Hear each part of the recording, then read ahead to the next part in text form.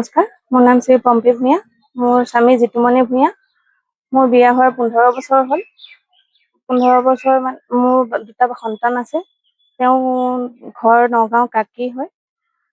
আমি বিবাহসূত্ৰে নুনমাটিতে আছিলোঁ। গুৱাহাটী ৰিফাইনেৰীত তেওঁ ড্ৰাইভিং কৰি আছিলে 15 বছৰে। কিন্তু যোৱা আগষ্টৰ পৰা 2025 আগষ্টৰ পৰা তেওঁ গোলাঘাটলৈ গৈছিল IGGL। তাতে গৈ অবৈধভাৱে তেওঁ মহিলা এগৰাকীৰ লগত থকা বুলি মই গম পাওঁ। SBI শাখা পাণবজাৰ SBI শাখাৰ পৰা তেওঁ 7 লাখ টকা লোন লৈ মোক আৰু ভাইটিক ফচাই দিয়ে বুলিতো ক'ব নালাগে ন। মোৰ স্বামী জিতুমণি ভূঞা ভুৱা আই কাৰ্ড এখন উলিয়াই পাণবজাৰ SBI শাখাৰ পৰা 7 লাখ টকা লোন লৈ মোক আৰু ভাইটিৰ নাম দি থৈ পিছত মোৰ তাত নটিচ আহোঁতে মই গম পাওঁ কথাখিনি। গম পাই মই SP অফিচত এজাহাৰ দাখিল কৰিবলৈ বাধ্য হ'লো। কোন ডিপাৰ্টমেণ্টৰ পাণবজাৰ ফায়াৰ চাৰ্ভিচৰ।